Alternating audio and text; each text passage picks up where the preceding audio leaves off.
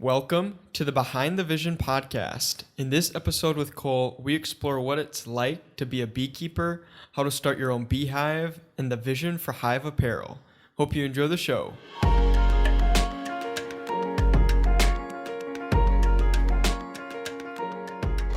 To kick things off, I want to chat a little bit about movement culture, movement minute. So you're the first winner of the $1,000. Like, what was it like presenting during that movement minute, and do you have a plan for the $1,000 yet?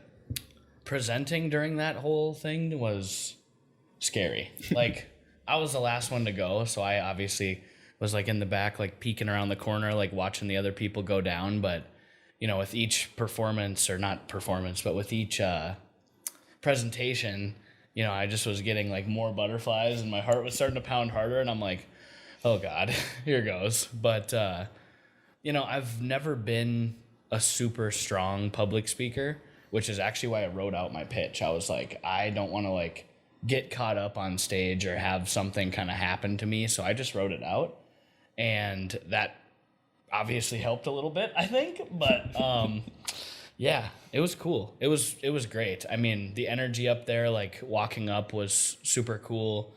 Like having the whole crowd like start chants and shit, like save the bees. Like, it was just like, Dude, that was sick. Yeah, it was really cool. And you know, I invited as many people as I could to get out to it and stuff like that too. And like, I wanted my friends and family to come check it out and stuff. And the last time I was on stage was like doing that style of a presentation was actually like UMD Shark Tank up in Duluth in 2016. So it was just cool to get back up there and kind of do something a little different. But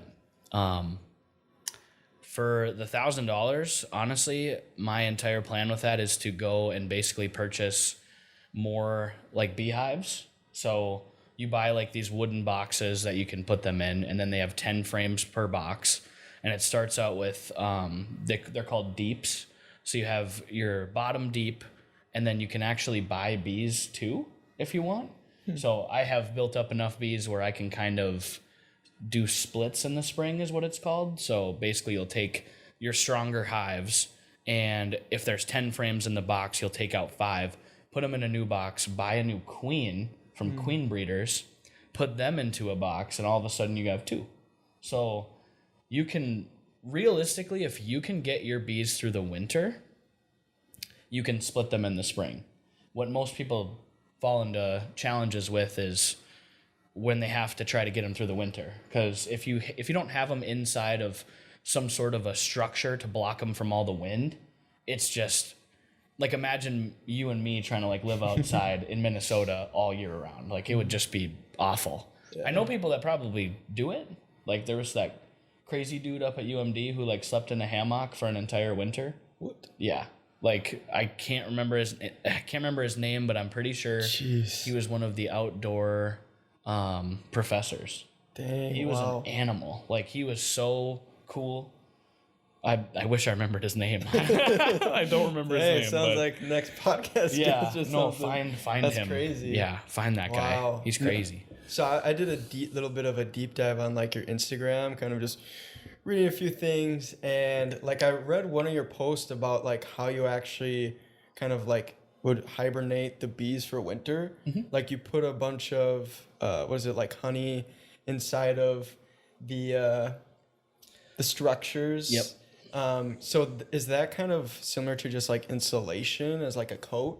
So they'll kind of sit in there? So you can build some sort of insulation, like by actually taking insulation and putting it around the sides. Then you wrap it in like that black tar paper.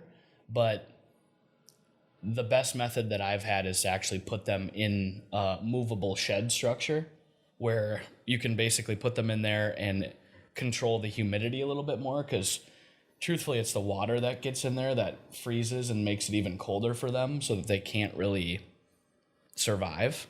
But the honey is actually their food source. So that's what they're eating all winter long, and that's why they go out and harvest like the way that they do. They go and pollinate plants, bring back that pollen to the hive, and then basically make honey out of it.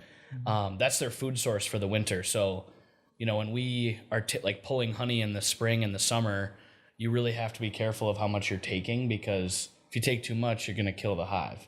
And like the whole idea behind this is to save the bees. So, we take a little bit of the excess of what we can, but for a majority of it, we're leaving probably 65 to 120 pounds of honey in each hive so that they can survive throughout the winter. Wow. And there's other methods. I mean, you can literally send them on trucks down to Texas or California or Florida. I mean, most people send their bees to California, but when you do that, you face all these external variables like disease, mites. I mean, we saw it with COVID. Like, you put everyone in one place and all of a sudden COVID spreads like wildfire. It's the same thing with diseases, in the fact that if you have bees from all over the United States and they all go to California, all of a sudden you have this disease that spreads throughout all of the hives, and then you don't even know if you're getting yours back. I mean, just some of the issues that I've heard from my mentors on all this stuff is like, hey, if you can keep them here under your control and your, jurisdiction, way better. But they also do kind of this 50-50 method where they'll send half of them down to California, and the almond fields, like all these large companies will rent your bees for pollination, and then basically from there take it and that way they can actually get their almonds, sell it to whoever their distributors are. And I don't know, there's a huge push for kind of a more vegan perspective of the world too. So like almond milk is a really big substitute for just regular milk. Same with like oat milk and stuff like that. So they'll kind of utilize the bees to then fuel the almond production? Okay. So I believe almonds and just nuts in general take like 6 to 7 pollination routines almost to get them to actually like grow. There's other plant species that they take a lot less pollination in general to make them grow, but I know that nuts are definitely a lot more strenuous on that side of things. So, wow. So yeah, kind of weird. Kind of crazy. And you have 12 hives right now? I'm at 16. 16? So okay. Getting them through I have 16 structures, right? 16 hives. Getting them through the winter, we lost about 50%. There's like 8 hives that are still kicking, which is great, because now in the spring, we can split those again, buy more queens, and then get them back up to, you probably could get back up to about 24 or even close to 30 if you split them correctly and if your hives are strong enough. But the plan is to go into it with the fact of like, okay, if we can make these 8 hives into 16 again, and we can buy some more with 1,000 for movement minute, now we're going to be, adding to our structures and adding to our whole routine, because obviously we got to be out there and moving them around, feeding them, making sure that they're, in the right climate and atmosphere, because if you put them out in the middle of the city, you're going to have a lot of trouble. Yeah. But they're on some CRP land out in like Buffalo area, so okay, we're good. And if for those of you guys who don't know what CRP is, it's basically like government issued land that they don't want anything happening to that land. Like, they don't want you to build structures on it. They don't want you to sell it or farm it. They just want natural resources for basically the environmental perspective of that town or that community or whatever that may be. So the government pays people specified, basically a tax reduction on CRP land to hold that land and not do anything with it. So that's my best friend in this scenario, because I don't have, thousands of acres to go put these bees on. So all we really need is about a mile and a half, or not a mile and a half, it's like a 3-mile radius. So a mile and a half in every direction is how far the bees will travel. Okay. So that's pretty crazy too. Yeah. Well, that's super interesting. You're just like building little like communities almost, and then you're just trying to like help them grow and expand. Yeah. It's cool. I'm kind of like the bee daddy, yeah. Like, so come on, bees. Let's get going. We buy these apartment structures. If you think about it, we're buying apartment complexes for bees. Yeah. And we're building up their, basically their population and allowing them a better habitat to live in, a more survivable climate, especially considering Minnesota is cold and rainy. Like the weather was shit all day today. So yeah, I guess that's kind of what we're doing. Yeah. So like if someone wants to start like a beehive, what's kind of like the basic things someone needs to do, and what's maybe like the basic financial cost you could expect? Research is the first thing I would definitely recommend, because depending on where you are geographically, like you got to make sure you're in the right like place for it. Average financial cost of one hive, everything said and done, like buying an actual nuke, which a nuke is about 10,000 bees in a hive, and then all of the equipment that you'll need, I would honestly put it somewhere between $800 and $950. And that's for one. And by one, I mean you start with your base structure, and then you would be able to add on another probably 3 boxes your first year, depending on how fast and how efficient your hive is. So the craziest thing about like bees is they're very similar to like people. Like you have your overachievers, right? The people that go out and they're doing everything physically possible to make a ton of money. And then you have your couch potatoes, right? You got some people that just don't really do as much as they can in a day. Do you get rid of those? No. I'm kidding, I mean, I'm kidding. That'd be hard. We push those out. We just push those guys out. No, but like, so you'll have some hives that are just rocking. I'm talking 1,000 pounds of honey every year. Like it is rocking. And then you'll have other hives that are like, meh, like they made enough to make it through the winter, you know, like 150 pounds, something like that. And with those ones, you're just like, well, that's how it is. You know, it could be kind of, I don't want to say like a crappy queen, but like if she's not producing as many eggs as she feels is necessary to fuel the hive, if she's kind of laying at a slower pace, then she's obviously not going to raise as many bees, which means less honey. I mean, it's all truly nature, but there's a science behind it, dude. Like there's definitely some sort of massive equation that some of the really big beekeepers are pushing, and it's like I'm 3 years in and I'm like just scratching the surface, and I've done hours, probably days of research.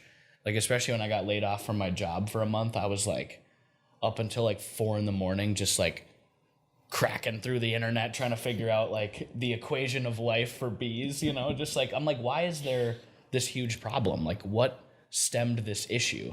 So, and every couple months, I usually dive down the rabbit hole again, because something new, like there'll be a new article that pops out, or there'll be something different that comes about. And it's like, you know, the same reasons that they thought in 2014 are so much different than what we know now about like why the bees are in just a challenging habitat to survive. So at that point in time, back in like 2014, they thought it was basically pesticides and like GMOs that were being the biggest contributing factor to all of this, when realistically now it's kind of like human expansion, not having a dedicated area for the bees to really survive and grow and change. And I mean, pesticides are a huge bit of it.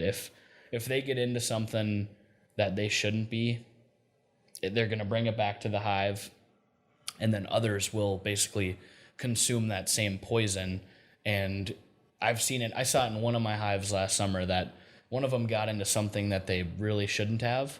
And I don't know, you would just see like a pile of bees like out on the ground every single time. And you're like, I'd call like my mentors and I was like, what is going on? Like, am I doing something wrong, or what's happening? And they're like, well, send me some pictures. And I was like, all right. Showed them, and they're like, yeah, they definitely got into something that they shouldn't have, which basically means like if you are doing any sort of beekeeping on properties that have farming around them, you want to make sure to talk with all of those farmers and make sure that, hey, can you let me know when you're going to spray? Because if you do, all you truly have to do is get like a wet sheet or a wet blanket.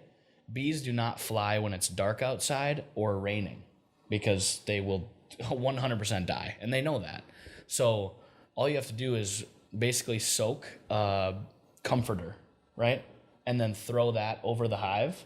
And they think it's one, dark, and two, it's cold and wet. So it's like they think it's raining. So they won't go out of the hive. And if they do spray pesticides, it'll soak into that blanket. It won't actually get into the hive because those pesticides don't last very long. It's just to kill all of like the bugs and all of the, I would say, insects that are basically like ruining their yield as far as farming goes. So I understand why they do it. It's just really not good on the bees if they get into that kind of stuff. So yeah, that makes sense. You definitely want to make sure that's not destroying like your hives you're creating. So kind of going back, you mentioned like a price point, which is like 800 to 900. Is that kind of total cost to start one hive? that would be total cost for everything. I mean, you need your 4 deeps.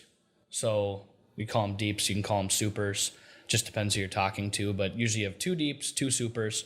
Same thing. It's just 4 boxes. And then you have 10 frames per box. So 40 frames total. And then you'd need to buy the nuke. So the nuke is 150 or 175 considering inflation this year. You need a suit. Suits are like $150. What if you wanted to go no suit? Would you recommend that? Whew, you are a daring man.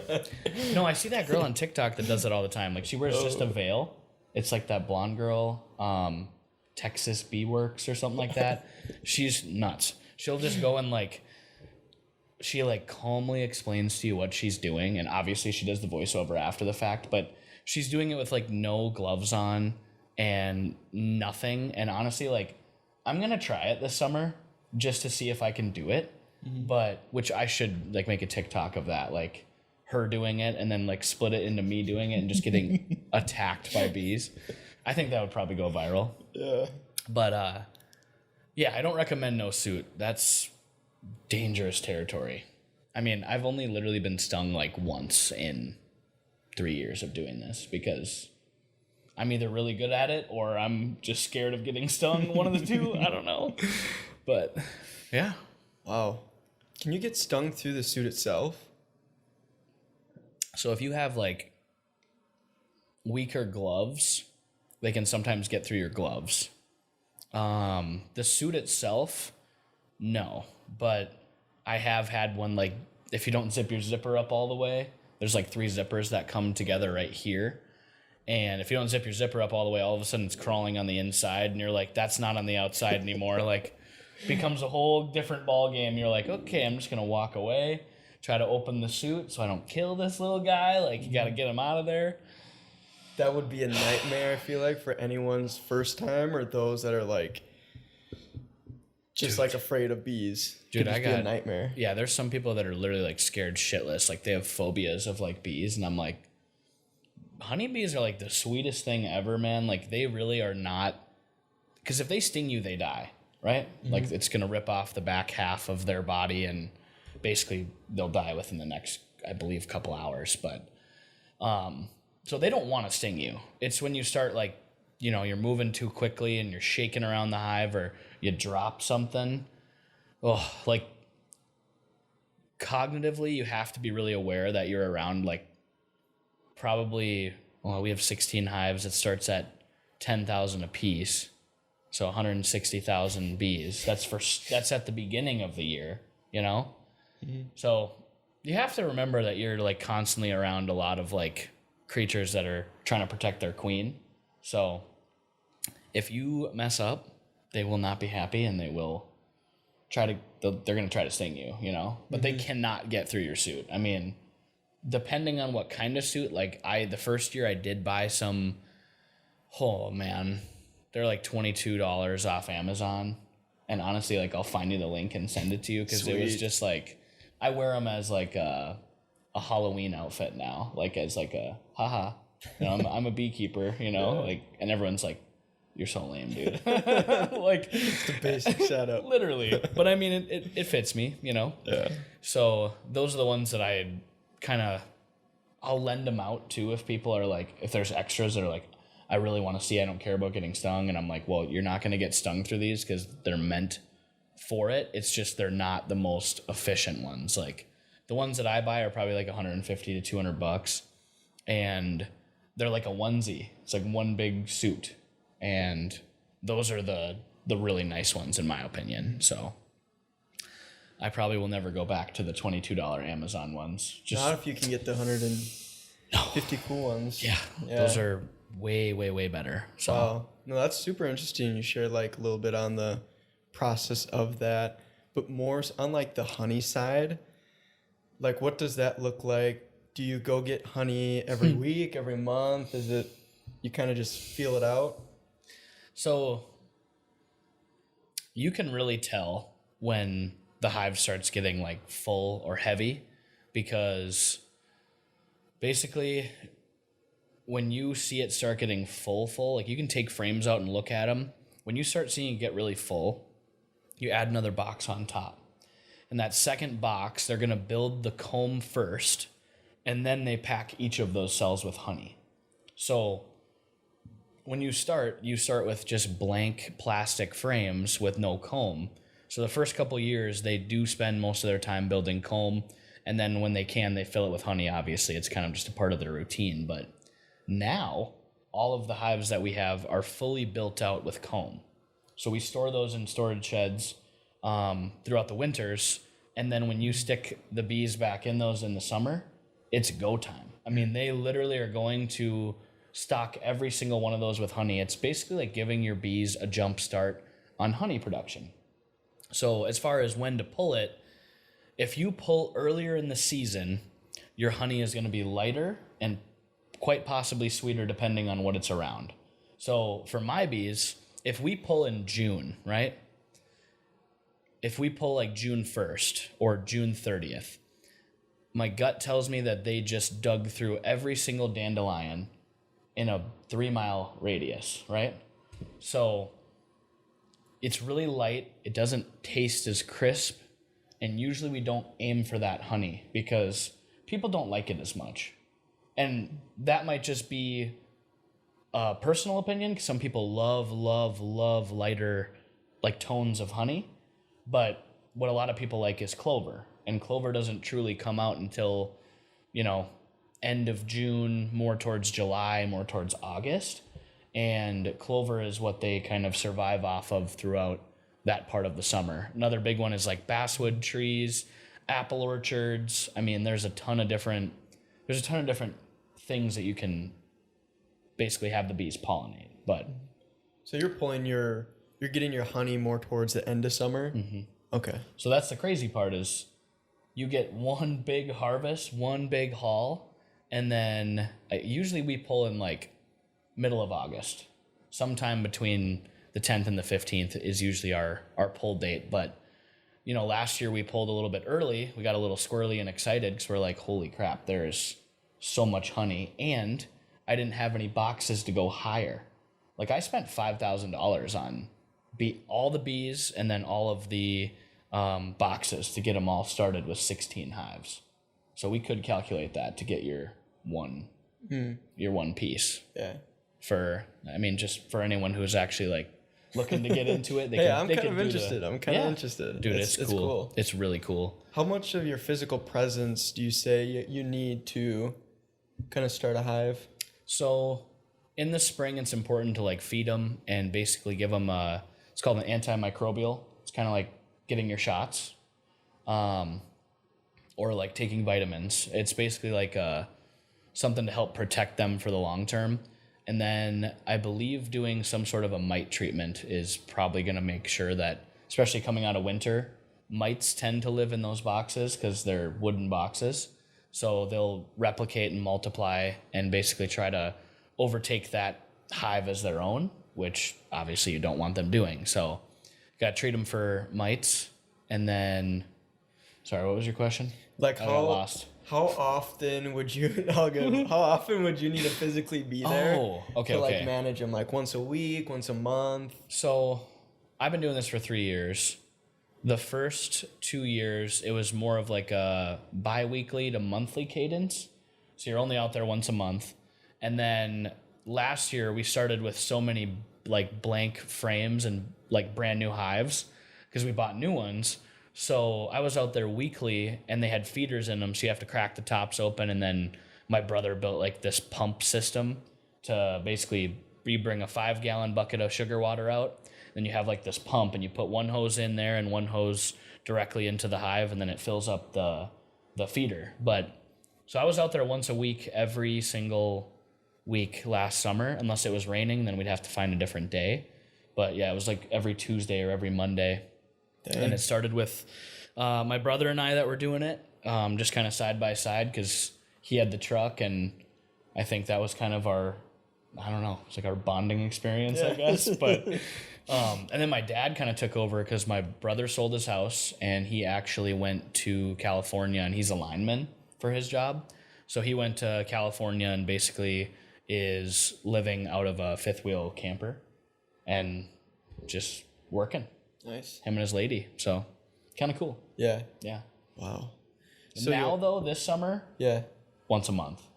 Okay. I'm not going to be out there as often. I've been told by other people, the more you leave them be and let them do their thing, the less stress it causes, higher yields of honey that they produce. Because if you think about it, if you're in an 8-hour workday and you get a phone call every hour, right? That's adding another task or asking you to do something different than your normal day routine, slows you down. So every time you crack open that hive and look in there, they're like, that's not supposed to happen. You know what I mean? Like, they're not used to it. And maybe they get used to it over time, but I truly believe the less that you're in there, the less that you're messing with it, the better. Because I know people that have messed with them too much, too many experiments, too many test theories, too many hours on the internet, like scouring, trying to figure out how to make them basically do better, when you just have to let nature do its thing. Like, put good out and get good in is what we'd hope from that kind of an experience. So once a month. Okay. To answer your question. So good. So when you go and collect the honey, how much are you able to collect in one time? So that's going to be, you want me to pause? You can keep going. Okay. So that's going to be an interesting piece, because if I'm thinking about what we have done in the past, I mean, you can pull 1,000 pounds if you do it right. Wow. Which, depending on how many times a season that you're pulling, that's kind of what makes the biggest difference. Depending on how many hives you have, I mean, you could do half of them one day. I mean, there's different types of spinners that you can buy to actually spin the honey. And this last year, I went and bought like just this junk from Home Depot. Like, they literally have spinners you can buy where they're hand crank spinners, and I do not recommend it.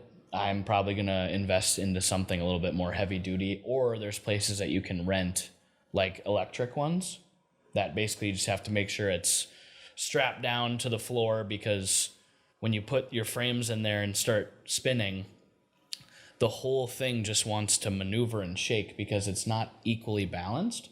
You could have one frame that's 25 pounds and the other one that's like 70. So then all of a sudden the whole thing just wants to shake because the weight is off. And you're never going to have a perfect system where it's like, oh, we got 50 pounds in this one and 50 pounds in this one, so let's put those in there and make it spin more efficiently. It's like, you just have to throw them in and basically like bear hug that thing or strap it down to the ground, or like somehow you need to secure it to something and then basically crank the spinner. So the time that we did it last summer, we got probably like 400 to 500 pounds in one day, and it took like 8 or 10 hours of like just being sticky and covered in honey, like trying to licking yourself. Dude, yeah, seriously. Like, and honestly, at that point, like, some people are like, oh, this is really good honey. Like, they try it in the morning. By the end of the day, you're like, dude, get that shit away from me. Like, I can't handle any more sugar. Like, I just keep going on these weird, these weird roller coasters of having sugar highs and then just being like out of energy. And I'm just like, no more sugar today, because it's straight sugar. That's basically what honey is. So it's just a sweetener and What's the most honey you've ate in like a one sitting. day? Yeah, in a sitting. God damn, probably like a pound, I think. Wow. Just like a lot of peanut butter toast with honey and lemon tea. I think I was sick, and like, or it was allergies, because like honey really helps with your allergies too in the spring and in the summer, because it has all the pollen from whatever is usually giving you your allergies. So a lot of people try to buy it specifically for that too. So I'd say about a pound. And if you saw a pound, it's not like a crazy amount. It's probably like Probably like this that glass. this big. Yeah. Okay. So Nice. but that's still a lot of honey. I mean, Yeah, I love honey. It's so good. awesome. Yeah. Yeah. Dang, that's sweet. So once you have your honey, I know you mentioned that you even brought some like new beer that you partnered with a brewery, which is really cool. But then you kind of will sell off that honey to different businesses that they can utilize then for, like if it's beer, you probably just sell honey itself, most likely. Yeah, so we bottle up a portion of it because there's always people that, they want it for their homes. The reality is, like, we cannot truthfully keep up with the demand, right? Great problem to have. Like, you have a certain supply of honey that you can get every year from depending on how many hives you have, but as a nation, we can't keep up with the supply. And I'll get into that because there's a whole different tangent I got to go down on that one. But we basically want to make sure that our customers are taken care of first and foremost, as far as if we're doing collaborations like with beers, especially with breweries, restaurants, local food trucks, we put those guys at the front of the line. So usually we ask for some sort of an idea of a projection of how much honey that they're going to use for a season, per month, whatever it is. That way we can calculate, okay, this food truck, like Bad Rooster food truck, they use about 100 pounds a month for 6 to 8 months out of the year. And that's based on their busy season because they're out there just pushing chicken, and they make a hot honey sauce with our honey that is probably one of the best. Like, this is one of the best food trucks I've ever eaten at, and probably some of the best chicken I've ever had. And I'm not just saying that because they buy honey. I'm serious. Like, I bumped into them before we were even selling to them at a brewery at Udapils, and I was like, you guys literally make some of the best products, like some of the best chicken. Like, it smacks the shit out of Cane's, And I'm just like, I want to know who sells you guys your honey. And they're like, oh yeah, we get it from, Reinhardt Food Services or Costco or whatever. And I'm just like, what if you could buy it locally? Like, what if you had some local guy that would just bring it to your shop, like me? Yeah. And they're like, well, that would be awesome, but can you keep up? And I was like, I'm gonna try.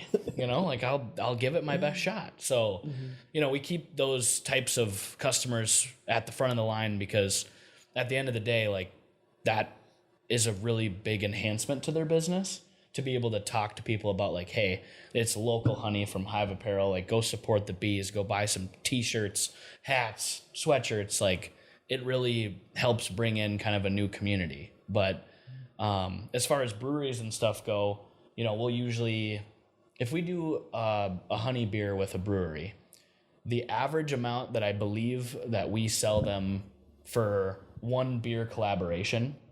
You should grab that beer out of there, by the way. Yeah. The average amount that we do is probably 60 pounds for each beer collaboration that we put into their honey, or to put into their beer. So this is the most recent one from Oliphant. I'm going to move this for a sec. You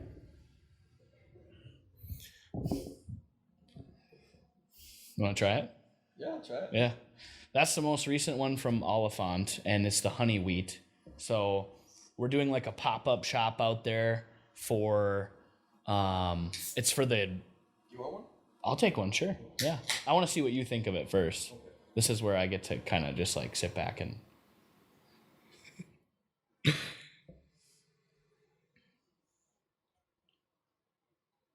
Are you a beer drinker?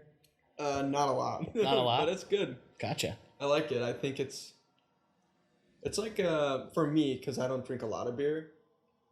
You know, I think it enhances the taste of a normal beer. Because if I drink beer normally, I just taste like when I said I don't have the mic. I don't even have the mic. I just it just tastes hops. I don't drink it a lot, but I think this is really good. I would prefer this over like other beers, just because it has like that honey Flavor, kind of like sweetness taste. to it. Yeah. So one of the biggest pieces with, I would say, just like honey and beer is that honey gets consumed as sugar. The yeast in the beer consumes the honey as sugar, right? And then it basically like poops it out as alcohol. It basically makes it into alcohol, because the more sugar you add to something, the higher alcohol content that really is created from it. So that's a 5% beer, and that one specifically, I have tasted more beers than I probably should in a man's lifetime, but this one is very relatable to, I would say, like a Blue Moon. It's got that lighter flavor to it. It's got the wheat flavor a little bit in there. And honestly, I really like that beer. Like, it's smooth, goes down easy. It's not too heavy. It's not like an IPA or a porter or a stout, which are really, really strong and heavy. It's just more of a lighter, like, I mean, I could drink like 12 of these. Not that I should, but I could probably drink like 12. Yeah, that's really good. So when did you start your partnership with breweries and I guess other restaurants? Oh, that is really good. I'm just gonna give it a little one of these here. So the first one we ever did. So I went to Lupine Brewing Company, and they're in Delano, Minnesota, and this will be our third year and third partnership with them that we've done. And they're gonna be on our books every August for the rest of time, like, because they're the one that really got us started on this idea. And we went to them with this idea, like, hey, like, we're starting to get a lot of honey and we have no idea what to do with this stuff. Like, would you guys want to make a honey beer with us? And they were like, yeah, that actually sounds like it could be really cool. And I'm like, yeah, like, we could basically do like some sort of a clothing collaboration. You could donate a percentage of the beer or the clothes or both to Saving the Bees. And I mean, truth be told, beer is a very profitable industry. Like, you can make good margins on beer, which was kind of where we kind of introduced ourselves, because the traditional market is like, okay, you take it to the grocery store and go sell it through that channel. But then when you're selling it through those channels, you're wholesaling it. So you're only getting half of what you truly should out of the product, because you're not selling it directly to the end consumer. Grocery stores might hate me for explaining this, but it's true. It's the way that capitalism works, and the way that, you know, business has always worked, in the structure of selling goods to a physical location and then allowing them the fact to mark it up and then sell it to the public. Because you don't pay the bills and you don't pay the rent. Somebody has to, and it's usually them. So that was kind of how the entire thing really started, was, you know, how do we make it worth our buck? Like, we're only producing 200, 300, 400 pounds of honey right now. How do we make it, you know, efficient to pay for our hives or keep things like stocked up? You know, it's just one of those things where it started as like okay, this is an extra like profit margin that we could start reinvesting into building our hives. How do we make it the most efficient thing possible? And beer was really the number one way to do that. So, nice. But yeah, shout out Lupine, because they completely changed our business model on the entire operation. So yeah, now it probably revolves the most around getting this honey to these breweries so that we can go and throw events. Like at Lupine, we did a bags tournament, and we'll always continue to do a bags tournament. And then we'll make the bag boards and actually like paint them ourselves, everything, and then give them away as part of like the, you know, first, second, third place for this awesome full deal. So gets people to come out, gives kind of an interesting perspective to a full day at the brewery, drinking beer, hanging out, and then we sell the apparel, and then we sell honey, and then we hope that they drink beer because that's why it's at the brewery, you know? So that's another challenge is, you know, some people don't like beer as much. Like, you might be more of a Jameson ginger or a vodka guy, you know? Well, what's next? How do we break into that market? I mean, on my list of to-dos for this summer is to find a brewery or I don't know if it would be a cidery perhaps, but I want to find a place that's going to do a seltzer with me. And I want to do a lemon honey seltzer because I've had this idea in the order bank or in the ether for so long, and I'm just like, how do I make that happen? You know, like I don't know how to make beer. I mean, I know how the process works. Like, I think I could walk somebody through just the general perspective, but if I tried to make my own beer, I don't know if it would go all that well. I would need some sort of mentorship or some sort of person to really help me get the right flavor, because making something like this takes time, and it takes the right brewer, and it takes skill. I mean, there's so many different beers out there that you can drink. Like, why do they want to drink yours? Because it tastes amazing. Yeah. Like, that's usually the biggest piece. Yeah. It's funny you bring that up because for Christmas I got my dad like this at-home brewing kit, and this company is actually in Minnesota, which I didn't know until after I got it. Oh, sweet. And like the site is great. They have so many different like items that can help you start like at-home brewing. And something I didn't see on there is they didn't have any honey for sale that I know of. So like you have this like at-home brewing company that has like all these, like it has like all the ingredients you need for it. It has like all the mechanics, structure, and stuff you need. So it could be cool. You could maybe pitch and see if you'd be able to get your honey for sale on their site. That could be something. Yeah, it's a nice site. It's just making me think, like, do I make my own beer in my basement, you know? You could. Do I try something way out of left field and then do like, hey, buy a hoodie, get a free beer, like start selling it? Yeah. I don't know. That could be an idea. I've thought about it before. I mean, I've thought about the whole brewery perspective, but I think there's something north of like 150 breweries in Minnesota alone. Like, we drink a lot of beer here. Like, I don't know if it's because everyone just goes ice fishing all winter and like goes hunting or whatever. Like, but people here drink a lot of beer. And I truthfully believe that, you know, adding another layer in, like, there's still always a market and a niche for everything. Is it niche or is it niche? They both sound right to me. I like niche. But some people are like niche. Yeah. Like, they make it sound all fancy. And I'm like, well. I don't know. But I feel like there's a niche for everybody. And you just have to figure out where your lane is, you know? And a lot of people, when they're first starting out, they let the ideas and the vision kind of become clouded by too many different things at once, instead of just finding your one purpose and just kind of like going gung-ho. And I think that's where a lot of people start to like fail and maybe learn that, hey, I got to focus on this and this right now, because without these two things, you're not going to be able to do the next 7 steps of your plan. Like, people always want to get to the end goal faster than, you know, all of these middle pieces to actually get there. And I think that's where some people like kind of just lose their vigor, you know? They just lose their touch with it. So, like, I've been doing this for 7 years.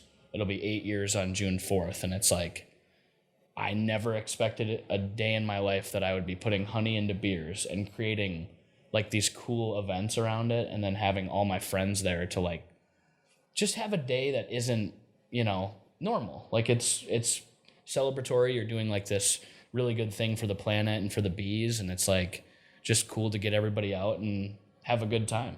And who doesn't like drinking beer and playing bags and just hanging out? Yeah, having fun. It's so much fun. Yeah. So did you start Hive Apparel alongside the like bee production? So I started Hive back in 2014. I graduated a quarter early out of high school. And because honestly, like senior year, your last year, at least for me, like I had all my credits done, like I had everything figured out, and I was just like, what am I still doing here? I'm like taking art classes, you know. I didn't really want to.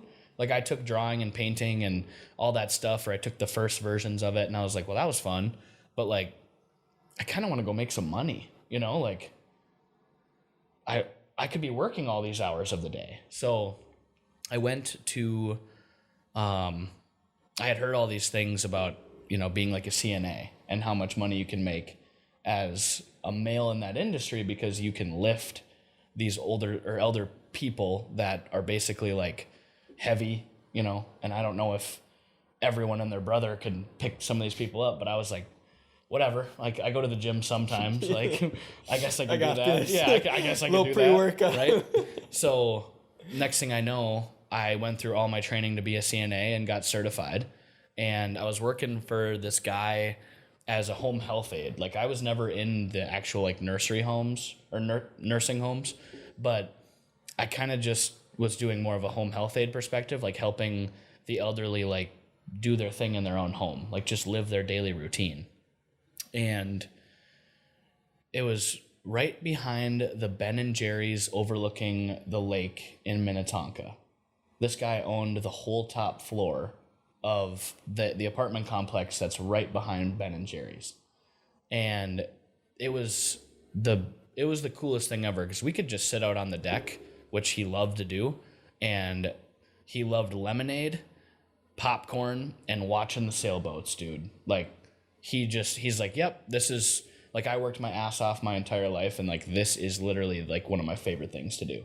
Just sit out here and feel the breeze and off the lake and just watch the sailboats. And I'm like, sounds like you lived a good life, you know? So one day I'm sitting at his place and there was a newspaper article on the table, and I don't read the newspaper. Like I never did. That was like something my dad always did. You know, he'd take it to the bathroom with him and I'm like, you're gross. Like I'm not touching that thing. That's gross. But it was sitting on the table, and on the front page it says like, bees are going extinct. Like honeybees are in danger. And I was like, bing, light bulb. Because I had already created the brand. So the Hive was already a thing. It was just more meant around like your family, your friends, like your core group. And I felt like that gave us a positioning purpose to actually take on something a little bit bigger than just being like, you know, 5 or 6 guys from a high school. So I kind of altered its purpose and its vision, but I don't know. It is like, it's really crazy to think about because I didn't expect to be a beekeeper. Like I didn't wake up one day and I was like, I'm going to start beekeeping. Like this was all just a slow rolling process with a lot of research and trying to figure out exactly how I wanted to approach this whole deal. But the first year it started with a 2% donation. And then it was a 5% donation the second year, and it just kept growing. And I was like, the third year, I was like, fuck it, dude, we're going full nonprofit. Like, I don't want to mess around with this 2 and 5 and 10 or whatever. I was like, I just want it all to go to the bees. Like, I just want it all to go to our own purpose. So we're not technically a nonprofit. Like, we're not a 501c or whatever it is on paper. We're just like, we're a for-profit company, but I believe the stuff that we're doing is charitable and it's got a really good cause behind it.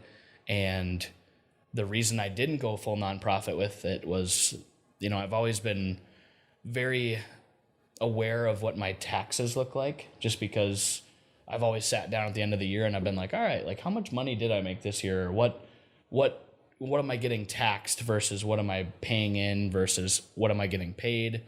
Just something to be cognizant of. Like, you just have to know what's happening to all of the money that comes in. So I talked to some lady about it and she was like, I don't think you want to go full nonprofit, Cole. And I'm like, why? Like, there's so many out there already. Like, why not? And she's like, well, you lose control of your own business when you have a nonprofit. You have to bring in a board of directors and then all the decisions that are being made are not truthfully yours. And, I just truly feel that the direction of where I envision my company to be at the 10-year mark, at the 15, at the 20, is going to be from my brain. Like I feel like it's going to be me that kind of brings it to the finish line. And I started doing that by kind of diversifying the job portfolio of what we have available. Like, there's certain guys that do the design work. There's certain people that do the marketing. There's certain people that do everything, because I woke up one day and I was like, I can't do this alone. Like, we're stronger in numbers. Same thing with like bees. You're stronger in numbers. So I started bringing in all these different perspectives and all these different people that they wanted a shot. They wanted a spot at the table. They wanted to have the chance to prove themselves. And if anybody is listening to this that was a part of that, like, I really appreciate it and know that we all wouldn't be here today without you specifically, because I could not do this alone. Like, there's no way in hell. There's not enough time in a day and not enough me in the world to actually make this happen. So I just really appreciate those people that lend their time and, make it available. Mm-hmm. So yeah, that's awesome. Do you have any team members right now, or are you kind of just working with other individuals as the needs see fit? It's honestly always stemmed from a couple of really good homies that they've really brought us to where we are today. Like Jacob Crump has done a massive amount of the design work. And that was more for the apparel side specifically. Luke Ziesmer helped with a ton of stuff based along all of the brewery collaborations. Like, he made the boards that were given away for the bag toss bags tournament. So he made those boards and everything, and it was just like, he did all the artwork on them and found the right people to get them created. I think he got his brother to do them. As far as the photography and like the marketing, there's a lot of different people that have stepped forward to help shoot their shot, literally, in that category of things. But, like Danny Bernstrom helped a ton with all the photography. Brady Knoll continually helps with a bunch of stuff like that too. I really don't want to leave anybody out. There's been so many people along the way that have really helped. But yeah, it's crazy. Yeah. Now I'm nervous. I'm like, am I forgetting people here? It happens, so. Yeah.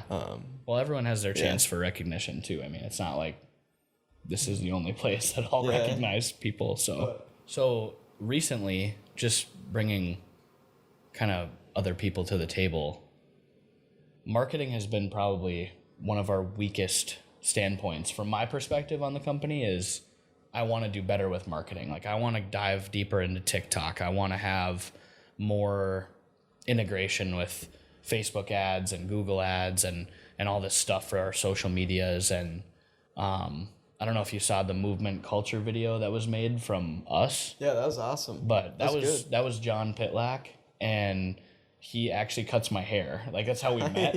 Is he does one hell of a job with fades, and he started cutting my hair, and we started talking about stuff. And he actually does a lot of individual marketing for like Munson Larson Real Estate Group, and they're the ones that sold me my house. So I kind of got in touch with everything behind the marketing side with John. And dude, John literally just sent me a video the day after, and he was like, he just sent me the video and didn't say any words. It just was the video. And I sent him a voice message that... Did you know he was going to create that video? Well, I told him as a joke. I'm like, hey, dude, bring your camera. Like, shoot some video. You know, like, didn't really... I didn't know if he was going to actually do anything, that big. And I just have to show you what I said back to him because it was so funny.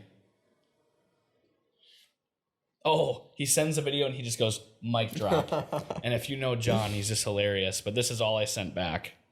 Oh,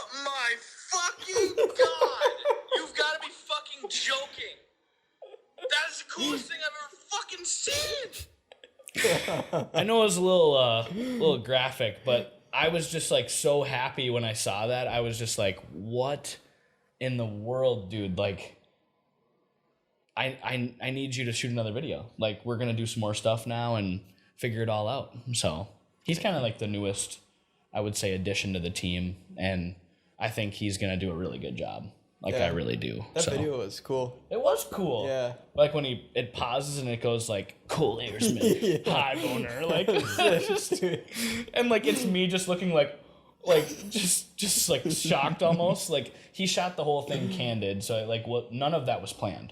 There was not one thing in that entire video that I knew of that was being planned, and I was like, that was damn good. I was like, imagine if we planned some shit. You know, like, we're gonna do a brewery video.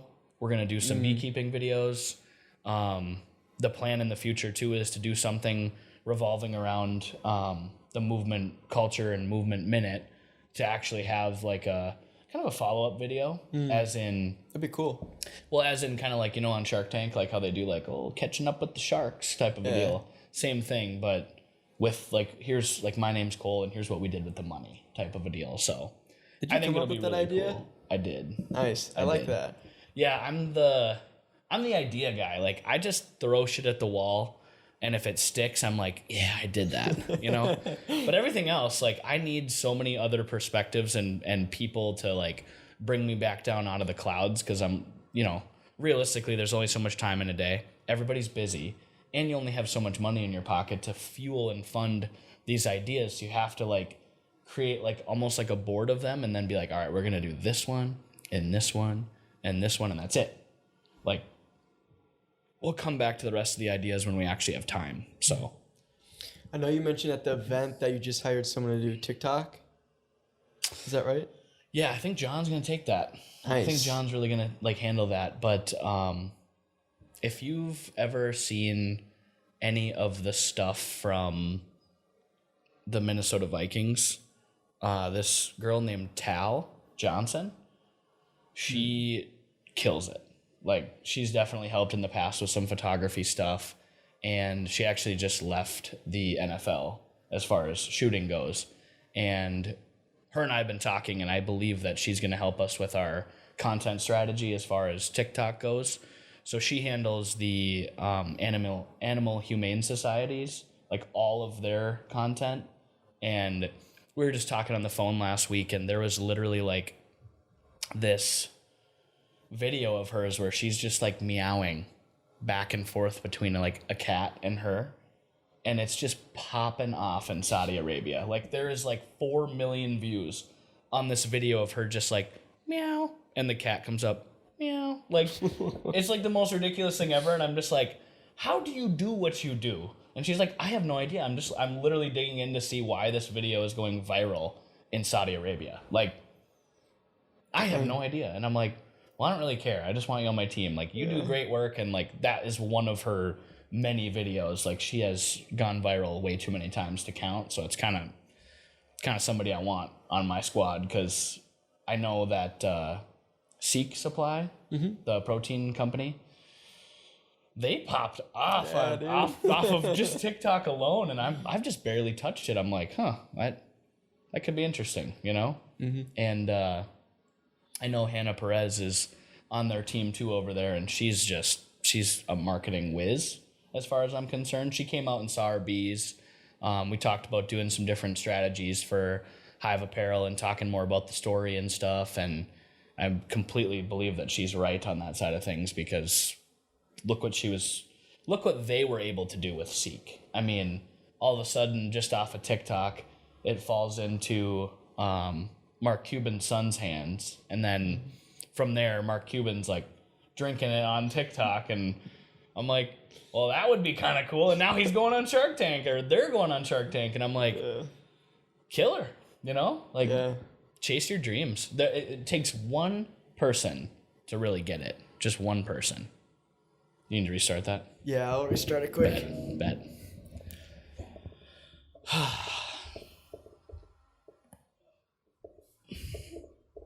At least you got a real nice, comfy spot to do all this, dude. No, Like, it's not you like the setup? I do. I really like the setup. Yeah, I like to keep it kind of low setup, so I'm able to like come back, set it up quick. You know, I don't want something to feel too high production. I want it to feel like casual. Right. Like you can just talk about whatever you want to talk about during this time. Are you a minimalist? I would say I try to be. Okay. Yeah. Fair. I mean, I live in a rectangle. Looking at your place, I would say you're a minimalist. Yeah. Like, you don't need much to be happy, and that's kind of cool because some people just will never be happy because they just keep chasing the next thing or, you know, whatever it is.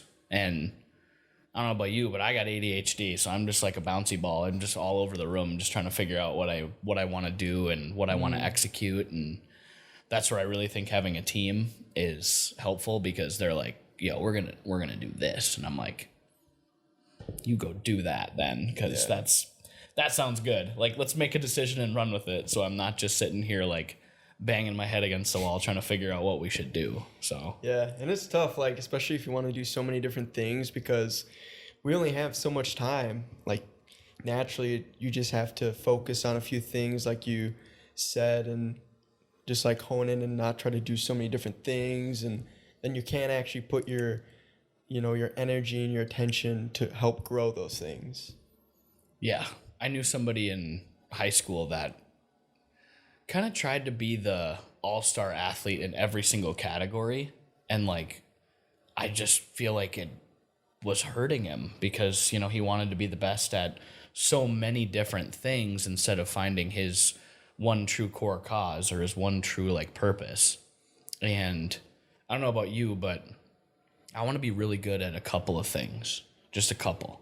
I don't need to be the best in every category. I just want to be the best at what I want to be the best at, you know? I want to be the best in that one area of life that makes me feel the most fulfilled. And, you know, sometimes people are like, well, what fills up your glass? And I'm like, that's such a hard question to actually answer from my perspective, because I'm like running around doing 10 different things at once every day. So I'm like, what does fill up my glass? Like what makes me happy at the end of the day? And I'm like, honestly, it's probably like my family and friends. Like, it is my hive. It's my core people that I keep connected with and that I want to talk to. Like, those people make me the happiest I think that I could be, just because, you know, they're not there to kind of like ride off my success or anything, or ride off of the hive's success. Like, they're there because they actually give a shit about you and they like you.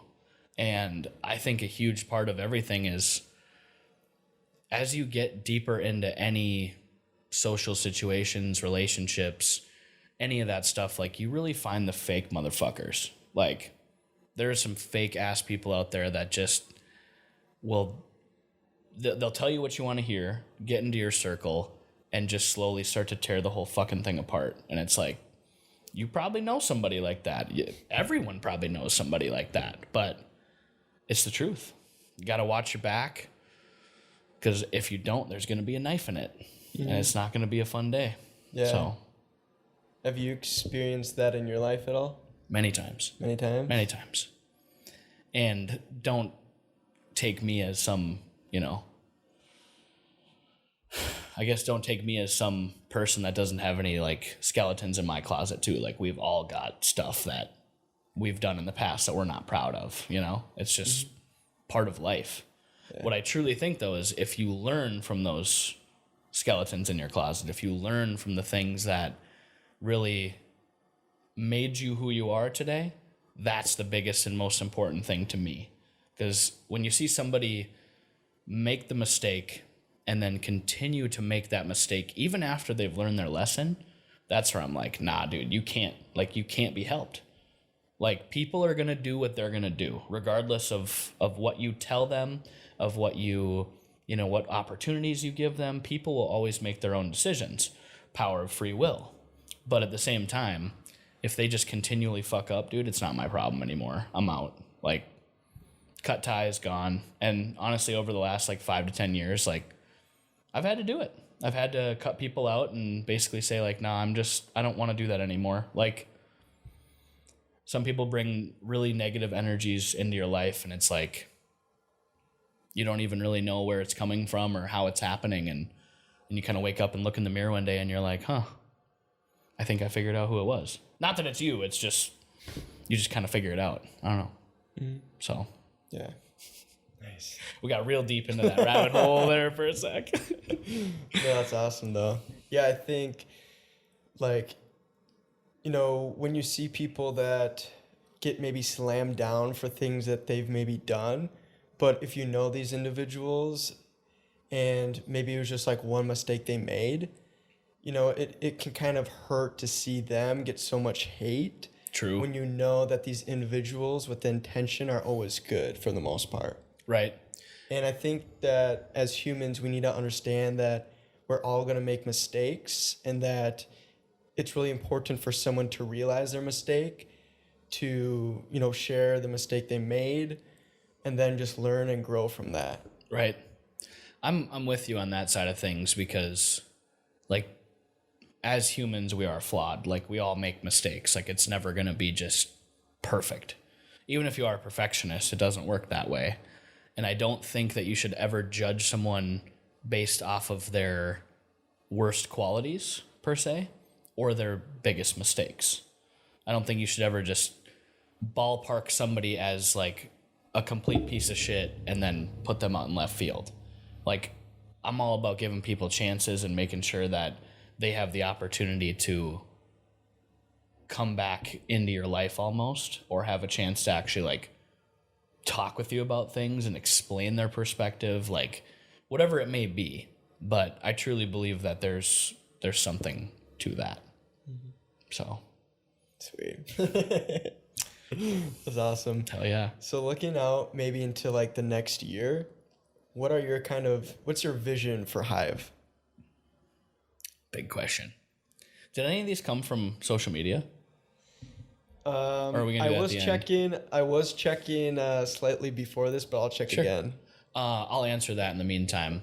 In the next year, I want to grow the hives first and foremost, because that's realistically the biggest piece of why I want to do what I do, is to continually grow that operation and one day have this massive beekeeping operation with this big brand behind it and basically just be a positive force in the universe. But excuse me, I would say get a higher amount of hives, or get more hives. That's probably the biggest piece. I want to grow the branding perspective. I want to do better marketing. I want to basically come out with more apparel, because honestly, we've been going through a lot of the same designs over the last couple years, and I feel like it's about that time to come out with something that's our next piece. And I know Crump has some stuff in the works right now, which I've seen it, and it's looking really good. Let's go. Which is great, because we usually drop apparel in the spring and then in the fall. And then we kind of sit on it for the summer and sit on it for the winter. Because those are our downtimes in this business, where I feel like we can really have some influence on what we want to do within the next quarter or the next year. So, yeah, more clothes, more collaborations, more beer. I would love to do more collaborations with more breweries. I think that's a huge thing behind it. And then, saving the bees, man. Doing as much as we can to make sure that we're actually giving back towards our cause, and making sure that those dollars actually go towards what we're talking about. Because I don't want anyone to think that I'm out here faking it, you know? I'd rather show them every day that, hey, I'm putting the suit on, man. I'm out there. I'm doing my thing. I love it. I mean, not many people are able to say that they're a beekeeper, so it's kind of cool to have your own thing, you know? Like, there's a lot of oversaturated industries like clothing. Like, there's a ton of different clothing companies, and it's like, how can you be different, or how can you make it your own? And it's challenging, but I truly think that there's a lot behind actually, having a cause, supporting your cause, making the mission, and really sticking to it and following through. So I love that. It's awesome. To wrap up the podcast, if you were to leave your last piece of advice to your younger self, what would that be? Holy shit. How old am I? I mean, you're like, we're last. This is the last piece of advice to like young Cole.